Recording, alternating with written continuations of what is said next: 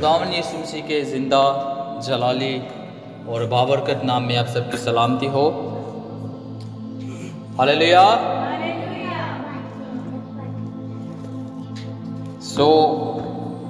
خداوند یسوع مسیح ناصری میں میری طرف سے، میرے گھرانے کی طرف سے تمام تر بیٹھے ہوئے لوگوں کو، اپنی ٹیم کو اور اپنے گھرانے کو بہت بہت زیادہ کھجوروں کا اتوار پوم سنڈے مبارک ہو، اور آپ اپنے اپنے ہمسائے کو مبارکباد دیں، اور اس کے بعد جیزس سے کہیں کہ Jesus happy پوم Sunday, Jesus happy پوم Sunday. آج ہم خداوند کے زندگی بخش کلام میں سے سیکھیں گے کہ خداوند کا کلام ہمیں یہ کھجوروں کے اتوار کے بارے میں کیا بتاتا اور کیا سکھاتا ہے۔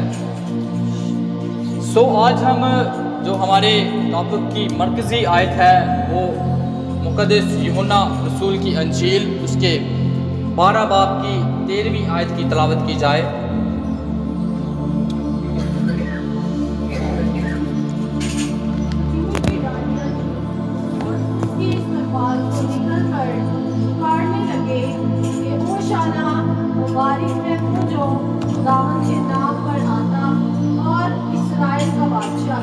آمین۔ خداوند کے زندگی بخش کلام کے پڑھے اور سنے جانے پر خداوند کی خاص برکت ہو، سب کہیں آمین۔ خداوند کے کلام میں یوں لکھا ہوا ہے، کھجوروں کی ڈالیاں لی اور اس کے استقبال کو نکل کر پکارنے لگے کہ ہوشنا مبارک ہے وہ جو خداوند کے نام پر آتا ہے اور اسرائیل کا بادشاہ ہے۔ ہلیلویا۔ آج ہم خداوند کے زندگی بخش کلام میں سے سیکھیں گے کہ یہ جو کھجوروں کا اتوار ہے، یا ان لوگوں نے کیوں خداوند یسوع مسیح ناصری کا کھجوروں کی ڈالیوں کے ساتھ استقبال کیا۔ وہاں پر کپڑوں کا بھی ذکر ہے، لیکن کھجوروں کا جو ذکر ہے آج ہم اس بات کو سیکھیں گے۔ 2-3 ٹاپک ہیں، اس ٹاپک میں 2-3 چیزیں ہیں جن کو آج ہم سیکھیں گے خداوند کے زندگی بخش کلام میں سے۔ سب سے پہلے جو ذکر ہوا ہے مرکزی آیت میں، کھجوروں کی ڈالیاں لی۔ ہلیلویا۔ ہم دیکھیں گے خداوند کے زندگی بخش کلام میں کہ کھجور بائبل مقدس کے اس کو کیا بتاتی اور کیا سکھاتی ہے ہمیں۔ اگر ہم زبور 92 اور اس کی 12ویں آیت کو تلاوت کریں تو لکھا ہے، صادق کھجور کے درخت کی مانند سر سبز ہوگا۔ ہلیلویا۔ خداوند کا کلام یہ فرماتا اور بتاتا ہے کہ صادق جو ہے، جو میرے پیچھے چلنے والا ہے، جو میرا پیرو ہے، جو مجھے ماننے والا ہے، وہ کھجور کے درخت کی مانند سر سبز ہوگا۔ ہلیلویا۔ اگر جہاں ہم کھجور کے درخت کو دیکھیں تو وہ ایک ایسا درخت ہے کہ جو سب سے لمبا اور جس کی عمر بھی سب سے زیادہ ہے، اور جو زیادہ تر بیابانوں میں، صحرا میں پایا جاتا ہے، جہاں پر بستیاں بھی نہیں ہوتی، علاقے بھی نہیں ہوتے، تو وہ پانی کے بغیر ہی رہتا ہے۔ اس کی وہاں پر کوئی کاشتکاری کرنے والا نہیں رہتا، تو وہ اس قدر مضبوط درخت ہے۔ تو خداوند نے صادق کو اس درخت سے تشبیہ دی ہے کہ میرا بندہ اس طرح کا ہوگا۔ ہلیلویا۔ کہ جو صحرا میں، ریگستان کے اندر بھی جو سر سبز رہے گا۔ ہلیلویا۔ میرا کلام ہی اس کے لیے اطمینان اور تسلی کا سرچشمہ ہوگا۔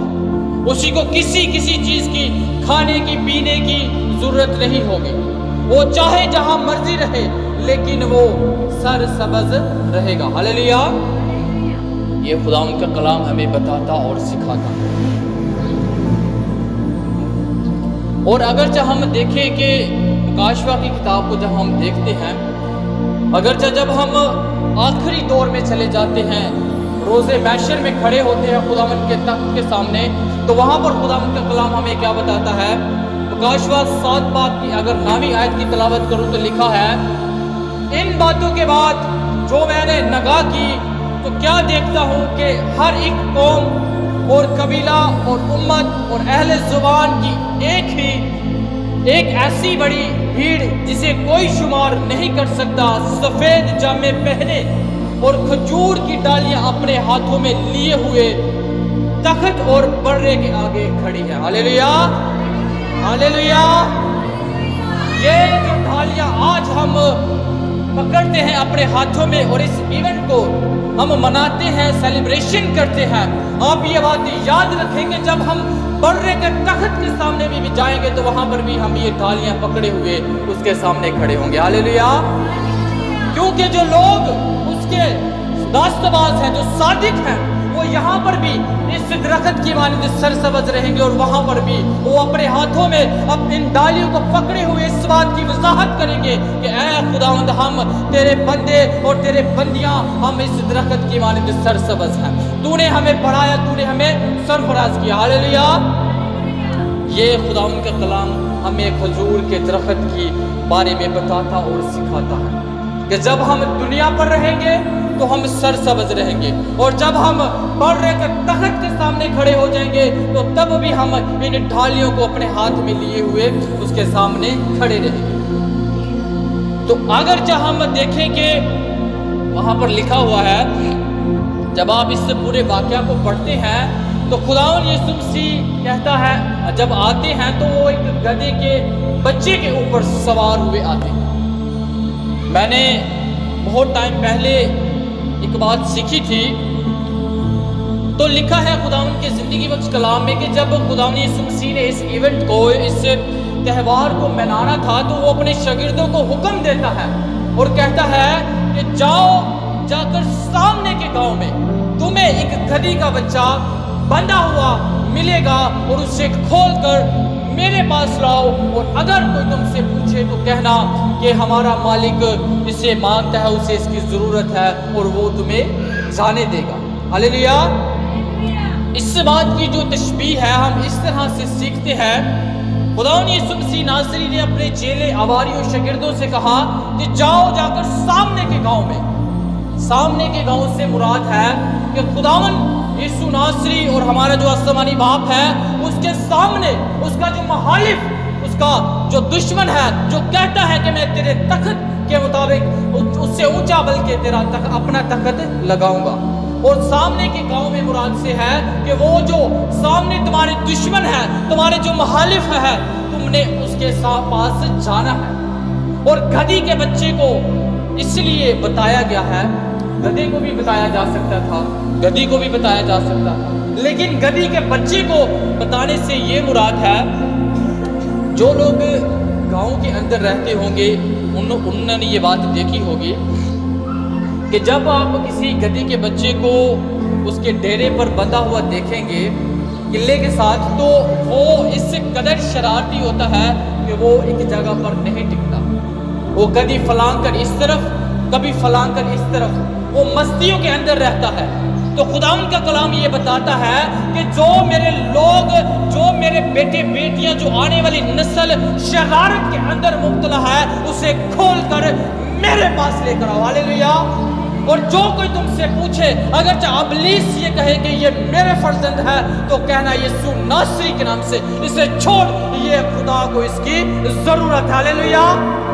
ये खुदा उनका जिंदगी बख्श कलाम हमें बताता और सिखाता है कि गधी का बच्चा उसने क्यों मंगवाया।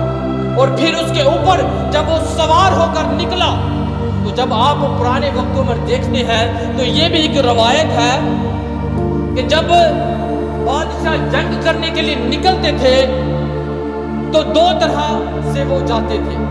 अगर चाहे वो घोड़ों के ऊपर जा रहे हैं तो वो जंग करने के लिए जा रहे हैं, लेकिन अगर चाहे वो गधे के ऊपर जाते हैं तो वो अगला जो दुश्मन होता था या अगली सल्तनत होती थी वो ये समझ जाती थी कि ये सुलह का पैगाम लेकर आया, वो जंग करने के लिए नहीं आया। हालेलुया। तो खुदावन यीशु मसीह नासरी गधी के बच्चे पर इसलिए सवार होकर आए ताकि वो प्रोफेसी पूरी हो जो अहद अतीक में लिखी हुई थी कि वो अजीब मशीर खुदा कादर अब्दियत का बाप और सलामती का शहजादा होगा। हालेलुया। हालेलुया। वो सलामती का शहजादा जंग करने के लिए नहीं बोला, बल्कि वो सुलह, इत्मीनान और सलामती को लेकर हमारे दरमियान आया। हालेलुया। खुदावंद का कलाम हमें यही बताता और सिखाता है कि खजूरों का क्या मतलब है और गधी के बच्चे पर वो क्यों सवार होकर आया। وہ کہتا ہے کہ میں تمہیں وہ تسلی دیتا ہوں جو ہمیشہ کی تسلی ہے. دنیا کی تسلی جو ہے وہ عارضی ہے، وہ 2 دن کے لیے، وہ 4 دن کے لیے ہے. لیکن جو میں سلامتی کا شہزادہ ہوں، میں تمہیں ہمیشہ کی اطمینان اور تسلی دیے جاتا ہوں. اور میں چاہتا ہوں، اور تسلی اس کی کیا ہے آپ جانتے ہیں. وہ تسلی ہمیں یہ دے کے جاتا ہے کہ میں چاہتا ہوں اور تمہارے لیے جگہ تیار کرتا ہوں. میرے باپ کے گھر میں بہت سے مکان ہیں، اگرچہ نہ ہوتے تو میں تم سے کہہ دیتا. ہاللیلویا. یہی اس کی تسلی ہے. لوگ آج دنیا کے اوپر بہت سارا سٹرگل کرتے ہیں، محنت کرتے ہیں، لیکن کبھی انسان اکیلے بیٹھ کے سوچتا ہے کہ جب میں مر جاؤں گا تو پھر میرا کیا ہوگا، میرے گھرانے کا کیا ہوگا.